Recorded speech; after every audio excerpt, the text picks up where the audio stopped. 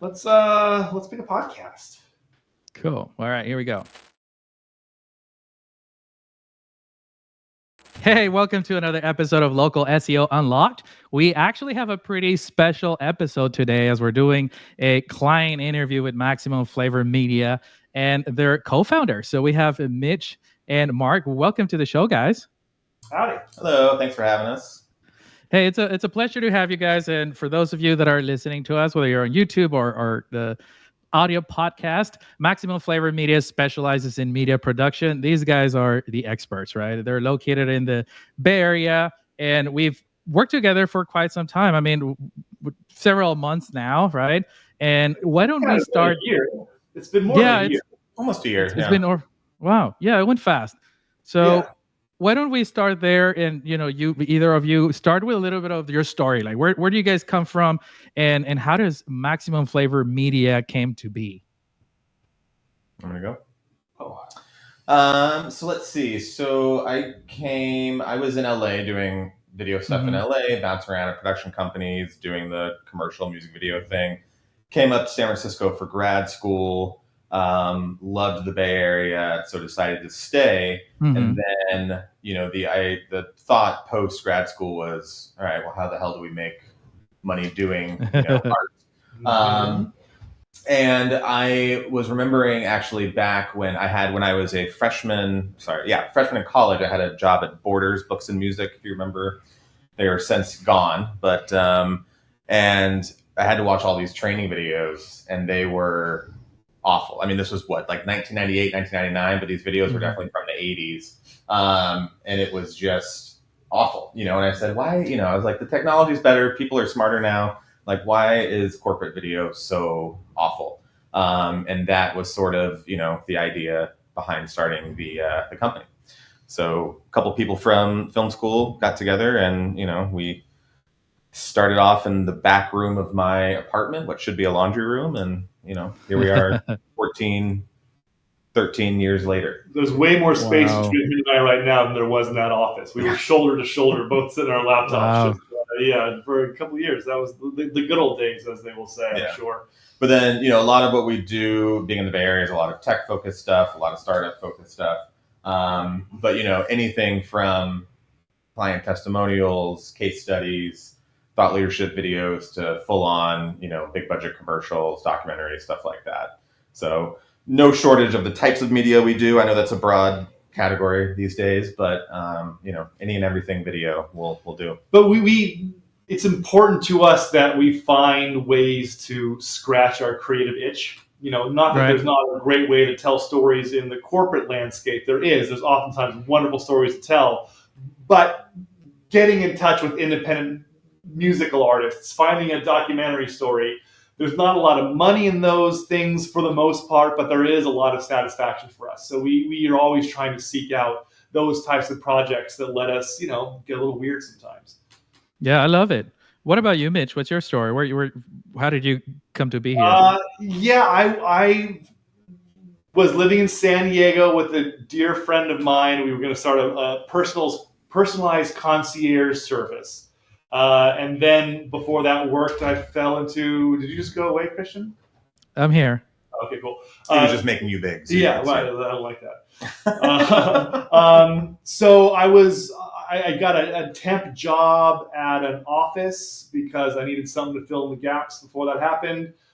Turned into a full-time gig because the other thing didn't happen. And then I finally just decided to pursue what I always wanted to, which was to be a writer. And so I went to grad school for my screenwriting degree, met this one and a few other dear friends. And I knew I always really, really wanted to be on set.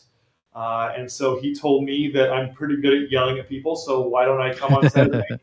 And so I did. And then from there, just learned how to be on set, learned how to run a set. Did some years as a PA, the lowest rung of the production totem pole, while we were waiting for Maximum Flavor to be able to be a full-time gig.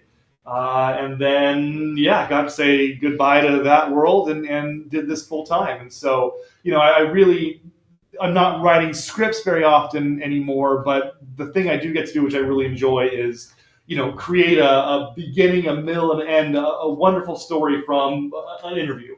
you sit down with a 3-hour-long interview that just runs the whole gamut of conversational flow, and then after a couple hours or days or sometimes weeks of editing, here's a sweet little story that makes a lot of sense that kind of came from nowhere in many ways. And so I take a lot of satisfaction from that. And then ultimately, I love working with my clients. Getting to know these people, getting to know what they're passionate about, what their businesses are, and then finding a way to tell their stories is really where I derive most of my joy. And being able to work with dear friends. We have an editor in the room too who are good friends of. We're three of us have been together for 13 years now, and we still like each other. So that's a gift in itself. Right? Especially being in a small or starting in a small room. Now it sounds like since the beginning, you guys picked up and focused into the corporate world, which typically when you start, a service company, you venture out whatever you can get, and then you niche down from there. It sounds like you guys just jump right into the niche and the opportunity. Is there any learnings that whether you said, hey, I picked the right vertical or the right specialty, or did you regret or at a certain point back in the day ever regretted it? Well, I think, the big, I would say this is entertainment in general, and it's certainly specific to what we do is talent is a given and an assumption. If someone assumes if you're in business, you know what you're doing. So it's really about who you know and what sort of, making people aware that you exist. So when we first started out, we knew no one pretty much. My dad worked for a commercial construction contractor based on the East Coast, but they had a space down in Southern California. And so I knew some of his coworkers. And so, when I finished school, I said, hey, I know how to do, can I curse on this, by the way? Yeah, go ahead. Sorry. Yeah. I know how to do some shit. So if you need us, use us. And so that's slowly, we kind of made, I'd say our first handful of clients were definitely in the construction space. You had that solar company that didn't finish their project, and they made you create their pipelines out of Photoshop because they wanted to show a finished product. There was that. There was our first job where but that's the stuff. But the point is it was we sought out the first job based on anyone who would give us a job, right. And so at that point, and then we sort of found a niche there because we knew how to, we started to learn the terminology of the industry. We started to learn about safety in the industry and, the kind of working hours and flexibility. We got to know that industry to the point where it was just easy for companies to hire us. Right. That being said, because I get served up a lot of kind of social content like this, and everyone's got the keys for this and the keys for that, and I do realize there is a value in honing in on one specific market, be it tech or for instance, there's this guy who got served up to me. He was a video production company. All he does is videos for dentists. That is his bread and butter is videos for dentists. But he has locked that segment down.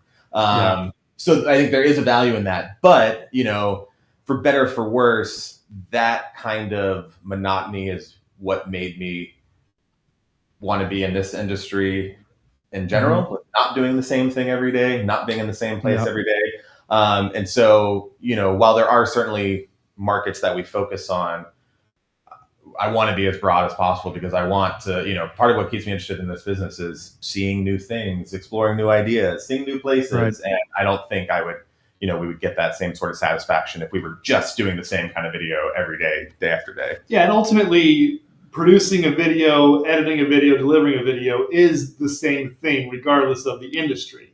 It just is a matter of us taking the time to understand a new industry and a new client. Yes, we know the 1, 2, 3 steps of making it happen, but to make it happen in a way that's satisfying for this new person, this new industry, does take a lot of research and a lot of just talking and figuring out what you're all about in your niche and where can we show you off. Absolutely. And I think that it's because I know back from our initial conversations, you guys took off and built it just referral based, right? 100%. Yeah. I mean, it's all been, I think, there was maybe 4 or 5 months 5 years ago where we were doing some Google ads, and I think we got, it was like the first day we started running ads, we got a job, and I was like, okay, great. All right, let's see, but then, I would say that was a game that I did not understand how to play or how to keep on top of it or how to search for, the lowest CPC for this keyword and this and that. And so we basically just went, referral, word of mouth. And that worked for quite a while. Well, that strategy works until it doesn't. Like it's great because when we're busy and we have work coming in, other people are talking about us or sending friends our way or colleagues, and that's all well and good. But then suddenly you look up and you have a slow week, and like, oh shit, now what do we do? Yep. And that's when we hit marketing for a week or two, and then boom, we get busy again, busy enough not to have to worry about that. Head down to work, and then a month or 2 months or 6 months later, it's slow. We look up and go, oh shit, we have to do that marketing thing again. So we're filmmakers. We're not salespeople. And yes, we should be able to and often do wear many hats as owners of a small business. But the hat we want to wear is the one that lets us make videos. Right. I mean, doing what you love, right? Like that's why you started the business to begin with. So that makes sense. And so is this where you started venturing out and because I know you guys came from word of mouth as well for us. So that's how we connected and that's how we met. But what triggered that? Like, hey, you know what? I think we're ready to bring in some help, or what was that thought right there? I think I'll let you obviously talk about how we found Christian, but I think what ultimately did it for us, we all COVID happened, and that the first few months of that year or of that situation, we'll call it, every job we had got canceled. We were scrambling to figure out, whatever. Everyone knows a solid couple months where we thought we were just done. There's no way we could get past it. Everyone knows that story. But I think, come June, July of 2020, all of a sudden we became really busy. And it was because a lot of people pivoted to doing either virtual meetings, virtual this, virtual that. Oh, let's send a film crew instead of, half our company. So, we were out in the mix, but it was a good year for us. We did a lot of live streaming, stuff like that. And then, as COVID kind of slowly went away, we saw the effects, I would say kind of the aftershocks of COVID, which was, especially in the tech industry, there was a lot of hiring, to kind of keep up with. I mean, you look at like the company Zoom, they grew like, I don't know the statistic, but something crazy during COVID. Yeah, I remember. So there was a lot. Point is after COVID kind of wind down, there was a lot of money that got spent that the bill collectors were coming to collect on. Lots of downsizing, lots of mass layoffs. And also, a lot of people went internal too and ended up hiring production crews. Well, actually, quite the opposite happened. A lot of internal crews were getting laid off, and they were going external. But point is they were doing a lot of layoffs. The economy was down, and so marketing spend is usually one of the first things to go, and that slowed down big time for us. And so we realized, well, the word of mouth thing's great until everyone you've talked to is either laid off or or gone or for a new company. So we figured, well, let's take this downtime to kind of rethink our marketing strategy, and that led to us being like, well, what's the obvious place where people are going to find us, and that's the internet, and which led us to searching for some help in the SEO arena, because it is something I would say maybe 6 or 7 years ago I read a SEO for Dummies front to back, and I understood the basics, but I was like, all right, this is kind of a full-time job, I don't much to talking about. It's like we only get paid when we're doing work. We don't get paid for our own marketing or figuring out our website or this or that. Those aren't billable hours. And so the SEO thing kind of became, overwhelming to me. Well, and not to mention the fact that this is just learning from you, Christian, is that as soon as you read that SEO for Dummies book, it was already updated with how quickly the algorithm changed. And maybe 5 or 6 years ago, it's different than it is today. But it feels like today, every month, every 6 months, there's a tweak to the algorithm, and now what you were doing last month is the opposite of what you need to be doing this month. And so we're not interested in keeping up with that, you know. And one thing I did like about SEO is, I don't want to say passive income, but in a way, once you've done the legwork and once you've got your website up and running and properly tagged and whatnot, it is sort of passively doing what it needs to do in the background. It requires some upkeep, but it's not a full-time job, at least on our end. With a service like yours, it's not a full-time job for us to keep up with it. It's just kind of doing its thing. Yeah, and it's one of the things that I talk about it all the time, where it just becomes part of your asset, right? Because now your website legitimately is part of the business. It is part of your asset. It's like it's a machine now working for you. It's just like it's just a snowball effect where like it is heavy front loaded, right? Like we had to have a lot of calls and we did a lot of work at the beginning to try to get the ball rolling. And now I think we're in a spot where like now you guys are seeing the fruition, and now you're coming in with great content, right? Like you've done it, doing blog posts and new pages and things like that. And how has been that experience going from, where do we start to today, a year later? What has been that whole year experience look like working with us? I think one of the things I complain most about in our role is there's no, we don't have a boss. We also don't have kind of that, we're older millennials, but millennials, is that sort of like, am I doing a good job? Am I doing what we're supposed to do? We're sort of making this up as we go. And yes, you learn some stuff along the way, but it's like, I don't know what the hell I'm doing in terms of, designing a website, this and that. And so I think, having sort of that, to be able to ask y'all questions, like for instance, I think we were chatting, we're doing the location specific pages, and, I sort of picked up what you were laying down is, it was less about sort of the region as a general and really just picking off each little geographic location, assuming people are searching on that, and I would have not come to that conclusion myself, even if I had that thought, it would still be like, well, is that, if I make a page for every city, is that going to hurt us or help us? Or is that just becoming spam content? Right. I didn't know in order to have the time to research. So I think getting a sort of, action item list was super helpful. I think it's also helpful for someone on the outside to ask you questions about your company that you probably haven't been asked before. Just to kind of, we know how our company works, for better, for worse. If we're doing it right or not, who knows, but, when someone kind of who has worked with other companies is asking some questions, it makes you kind of look inward and think about that kind of stuff. But on top of that, I will say it was also, we've talked about doing a blog since we started, we still are always talking about doing more social type content, and sort of having that team, behind us to keep that process going. Mm-hmm. Keep us accountable, not doing this ourselves.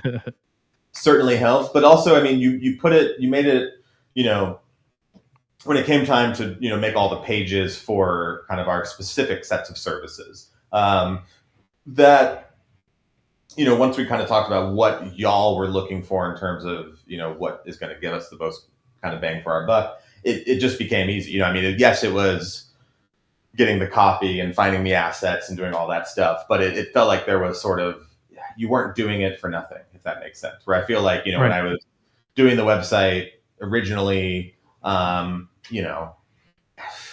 was doing it based on nothing. I was like, well, let's put some photos up. Let's put some of our work. We just need a space for people to land on. It never occurred to me like, the website itself can be, a sales tool. Well, and just it's a sales tool. In my mind, it was just the website's there to, to show that you're a real company.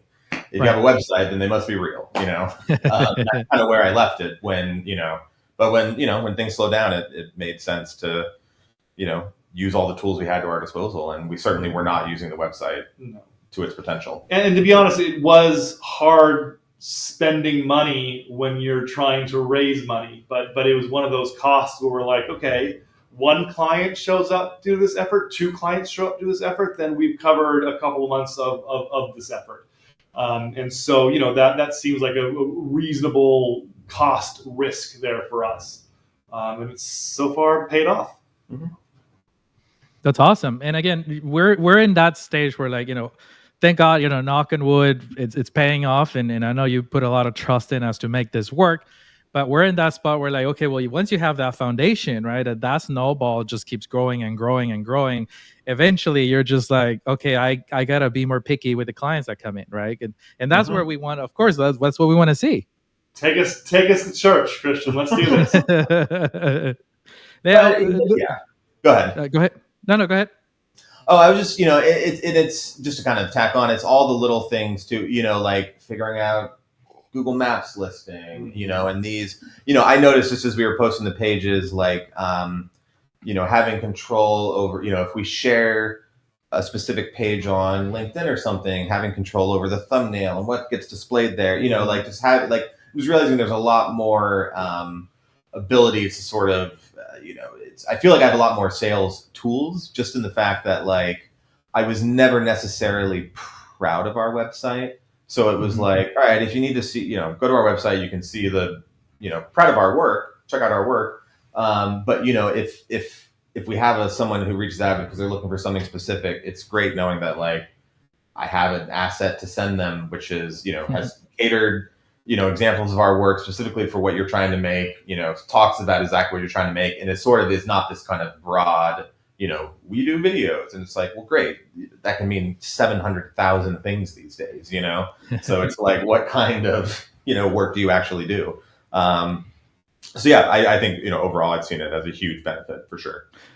And I think, for everybody that is listening, some of the early conversations we had, which were very interesting, because when I talk to you, I get that passion, I get that experience. And then you go to the website, and I was not getting that, right? We're talking about, you guys work with very gigantic tech companies that everybody knows, and everybody has apps on their phones that I may not be able to mention them, but you know which ones they are. And they were not on the website, right? So all these little tweaks that we've been continuously adding, that I would probably recommend this to everyone, right? Make sure that you have those. If you work with big logos, in our case, like we work with Ford and Kia, GMC, and those big logos that are recognizable, is like, well, we got to add them in there, right? Like, that's what people know. Not and in your case, it was the same thing, right? It's like, let's bring that energy, let's bring more specialty into the services, list them out, add those logos in there. And another interesting one for you guys was also, typically people don't add a portfolio, or they don't have anything about their previous work. You guys were on the other extreme, right? Like, there was too many. And so we were able to So it was like, let's filter them out. Let's show people what they want to see in that page. And then we spread them out in a different way. And I think it's just been a very strategic approach, right? And I think, to your point, I mean, you had a lot of ideas. It was just a lot of at least giving you the foundation so that you can go in and build it up on top of that. Mm-hmm. Well, and I think too, one thing, that's hard, and I'm sure this is a reality for other industries too, but there is something inherently cool about what we do. And so you feel the need to kind of put that sort of, like, we're cool, we don't really care about this attitude out there. When the reality is, you start thinking about your clients, and you're like, they want the person that does this thing. They don't care how cool. When I'm looking for a plumber, I want to read on the website the exact issue that I'm having. I want to know that they do that, and then I'm like, great.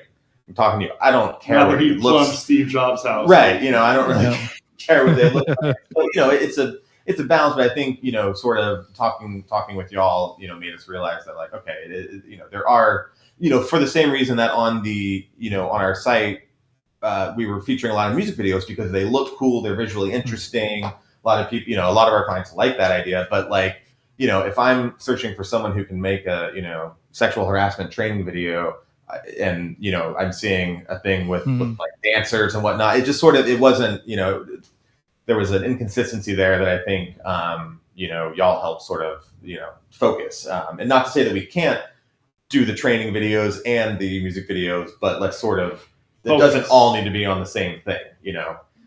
For some reason it was important for us, for everyone to know that we did all this stuff, when that it doesn't matter. People just want to see what they're trying to make. So yeah, and we can post a picture here, a screenshot of what we're talking about, but it was basically like when we were talking, it was all about tech and corporate and like go after startups and or companies that are growing. And then you go to the website and there was a lot of musical videos and they were cool, right? Like to your point, they were very cool, great production. But it was just like, okay, well, this is not communicating what you and I are talking about on the phone, right? Or Right. on the meetings. Right. So and I really want to bring this home and try to bring some value to the audience, because you guys have been doing this for 12 14 years now, and especially in the Bay Area, working with a lot of corporate but more tech than anything, right? And you do a lot of I've seen a lot of testimonials like look amazing, but also product, right? I talked to Mitch about this one where it was a story where you were showing the behind the scenes of this cool aquarium and the explosion of a product, and it was just mind blowing how it looked after the final revision. What do you think are like 3 actionable things that you can share with the audience when it comes to creating product videos, for example? What do you think they should focus on? Well, I think in terms of video, focus is an interesting word, because I think you need to, there's so many platforms in which you can showcase, visual content. And so it's like, let's say you have let's say this lava lamp is your product, for whatever reason, it's like you want, the long form 3 to 4 minute, let's talk about everything. Let's hear people talking about this thing. Let's hear why this product's so great, with the assumption that someone has come to your website, they want the in-depth discussion about why this lava lamp is so good. But the reality is you got to get them to your website first. And so that's where, the short form content comes. So from the same video, you can make something that's, specifically focused for LinkedIn, which is a very different type of audience than TikTok or Instagram. And so I guess, my point is like, you need to be broad with your video plan, because it's not only, and let's say we're talking about this product, we should also establish ourselves as a thought leader in that space. This isn't the only company making lava lamps. I'm not sure why I chose the example of lava lamps, but we're going to keep going with it. So let's, beyond just the product itself, let's establish, the executives of this company as, pushing boundaries in terms of thought. This is the first lava lamp that uses this different kind of gel in the middle, and this is why it's interesting. But it's less about focusing on their product in particular, and focusing more on the lava lamp space, all lava lamps. Right. And so that way, maybe someone saw a video on LinkedIn of someone talking about, why hasn't the lava lamp changed in the past 30 years, and then they're like, well, this guy seems to know. Oh, and I bet you his lava lamp company is fantastic. So I'm going to go to his website and now watch this more product focused, thing. The point is, it's not about making one video. We've actually found a lot of success with clients who engage us on like a ongoing retainer type model, where it's, you're not hiring us for one product, you're hiring us to basically build out your whole video strategy. And that means, which kind of leads me into my second point, which is once you get content, you need to be continuously posting content. Much to like how we started doing a blog. I'm now like, great, we had a great blog post 2 weeks ago. So now what? It's like, you got to keep putting this out if you want. And much like video, you need to keep people engaged. You need to have fresh content. So it's about doing it, often. And it can be short form. It can be revisiting stuff you did months ago. It's just, you need to be posting 2-3 times a week from the social channels, to keep people engaged, and then, I'd say my third, thing would be that it's just, we're assuming at this point, someone's doing video. If you're not doing any video, then start. Start doing it. But it's just not to be afraid of it. I think one of the values of, for better or worse, where we are now with content is anyone can make it. It does, but the reality is it doesn't mean that it's going to be good. But the point is, there's a lot more voices out there, and so it's even though we've done this a lot, we kind of know what works. Sometimes it doesn't work. Each situation is going to be unique, and one of the things we really enjoy is collaborating with our clients, because even though they don't understand the ins and outs of how to make something happen, they may have a fun idea, and that, could lead to becoming the next viral whatever. So it's, don't be afraid of it. And that's where the collaboration comes in so important, because they don't know how to make a video, but we do. But we don't know their product like they do. So that's where you need to have that conversation, so that we understand what makes their product better, different, unique than the other products out there. We can leverage our skills as video producers for sure on anything. But to actually really understand and focus on those moments or those things that make their thing special compared to the other things, that's where we can bring them their most value. And the only way to do that is to properly understand what it is that they're bringing to. And so I know that some people think that maybe, oh, well, we hire, maybe let me take a step back. There are some creative agencies out there who you bring something to, and this agency does A, B, C, and D, and does all the marketing and does all the research. We're not quite a creative agency in that scope. We're not a marketing agency. Yeah, correct, yes. But so that's why we really love to collaborate with a company's existing marketing team. And then we can chat with them, and then through our conversations really understand what and why and how to make their product sparkle.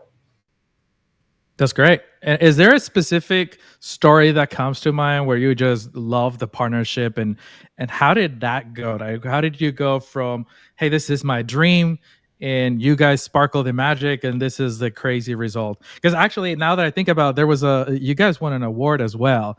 So like, guide me through, like, what is the process there, and what does that look like for you guys? Maybe one of the stories come to mind. Yeah, so I have, one of the electric scooter companies, there's many of them, is based here in the Bay Area. We started working with them actually during COVID because they needed some,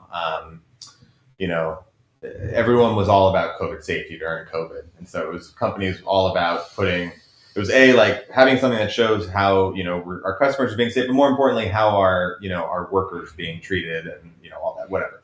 So we did the stuff, and then those were somewhat boring videos, kind of your standard corporate video. And then, we had a good working relationship with them, and I kept sort of expressing the desire to do more of the advertising side of it.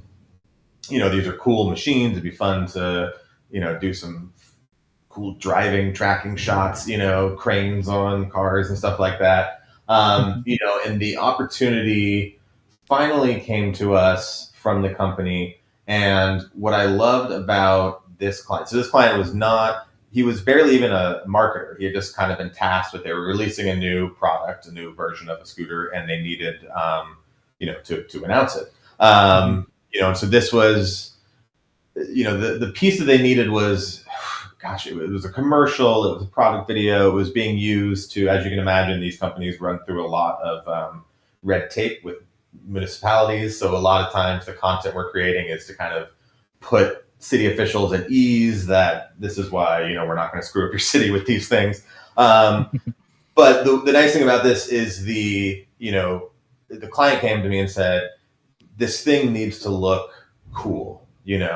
There's so many of these things, they all do the same thing, but this needs to look cool. And when we were doing the photography of the new product, I hired a film photographer because I wanted it to have this sort of like hipster, vibe rather than it being so corporate commercially.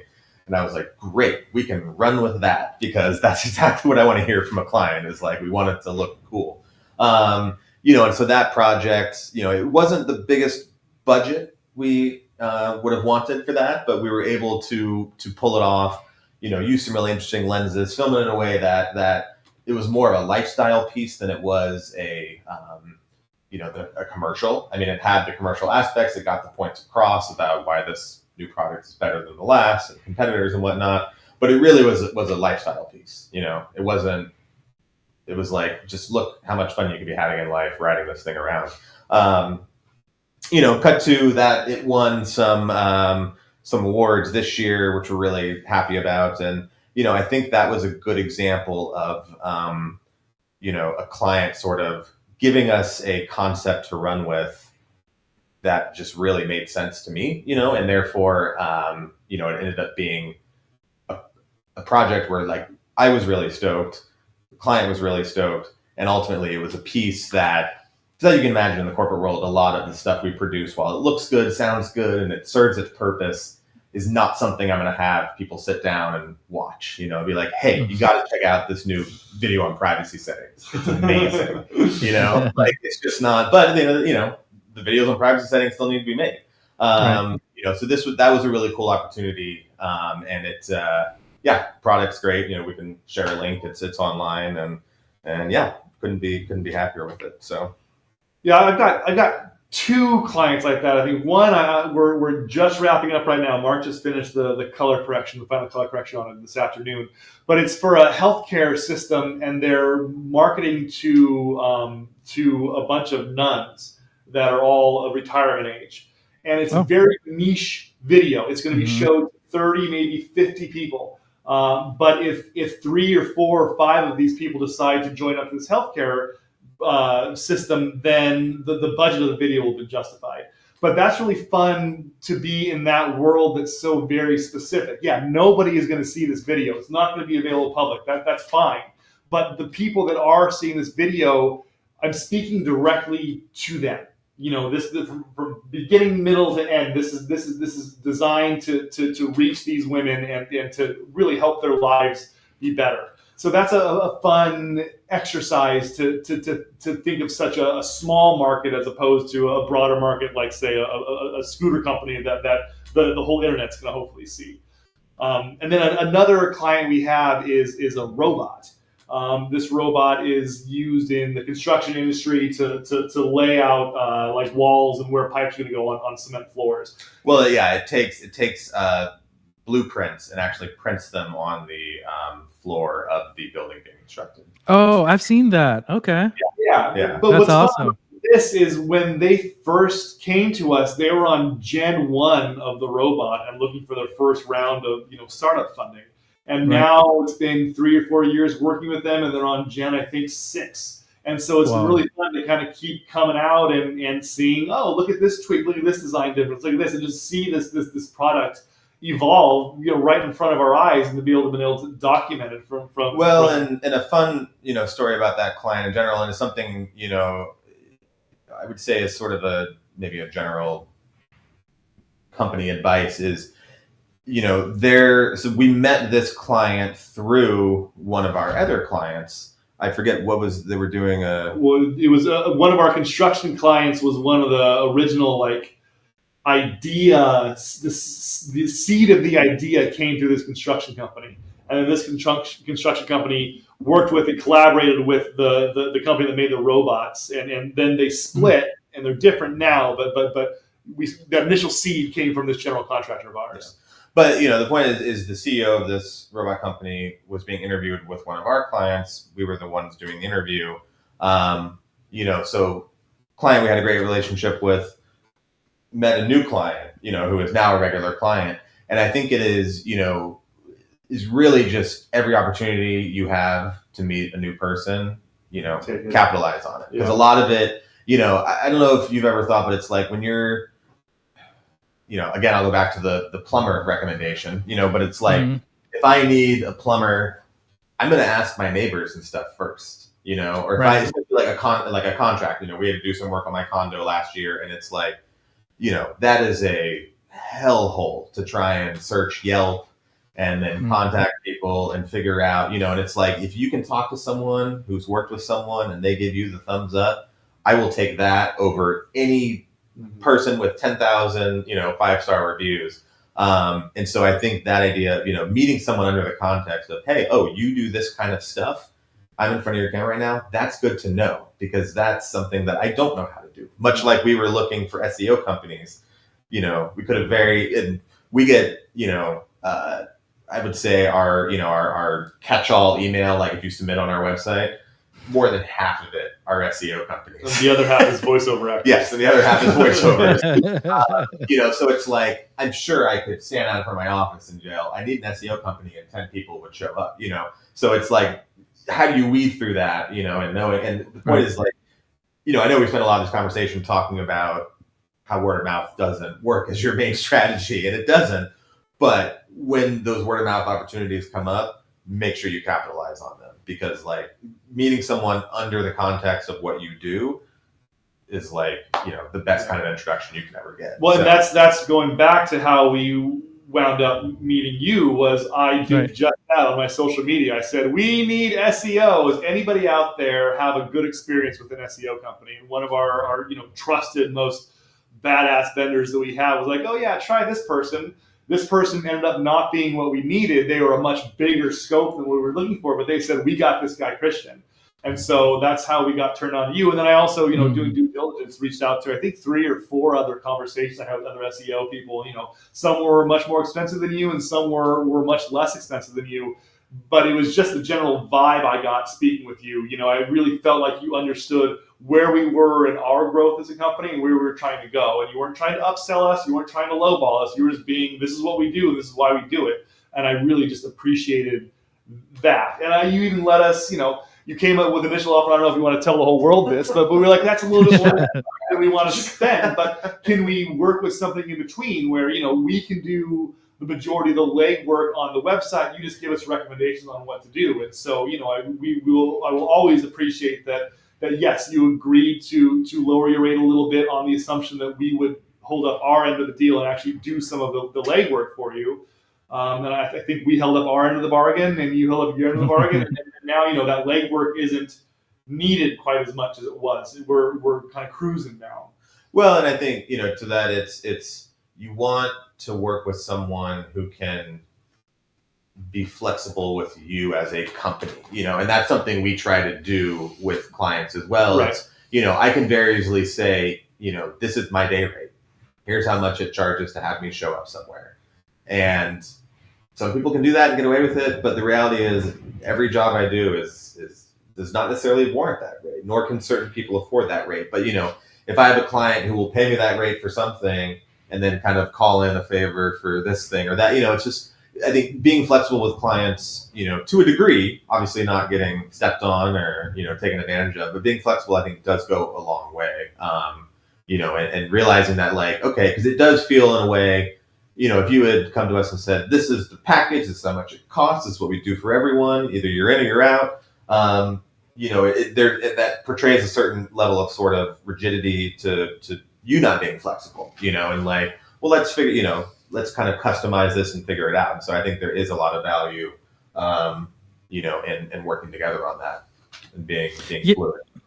Yeah. And I think, I don't know if I ever told you guys this, but this is like, brings me back to, first initial years when I started. I mean, Woobound has been around for probably 6 years, but the first 3 years was just by myself, right? Like I was the solo guy doing everything, and learn the hard way. Like it's not just, you don't bring on board every client you can, because we're looking for the right partnership. I love my life. I want to enjoy it after work, right? And some of the clients were just like a complete nightmare. And that's when I started learning is like, oh, I can fire clients and I can be more picky, right? It's just like, but when the right ones come, when you guys came on board and that vibe was felt, and our account manager was on board, she's like, yeah, I love these guys. I'm like, yeah, we can figure something out, because these guys, I know they're in for the long haul, they get it, and I can see a partnership. This is not the whole, because I've been on calls where like, so how long is it gonna take? Like, can we see ROI on month 1? I'm like, no, that's probably, we're not your right partner for that. If that's your primary question here, but we're 1 year in, right, long term, and we talked about this at the beginning. It's like, this is for the long term, but once the balls start rolling, we're gonna be set.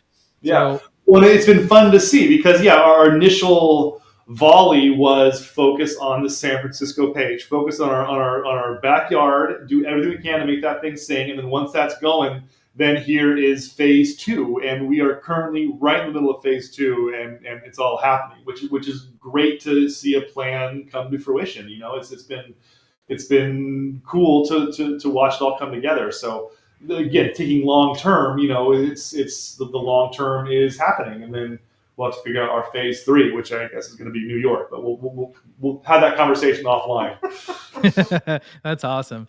Well, I really appreciate you guys taking the time and chatting Well, with there's one me other today. aside I wanted to say. If Oh, we come go close for to the it. end of it, I'll let your editor figure out where to shoehorn this in. But talking about the winning awards, so we've been at this for 13 years, and we just won our first awards this season because it was the first time we ever submitted to an awards, and it was really the impetus of you guys.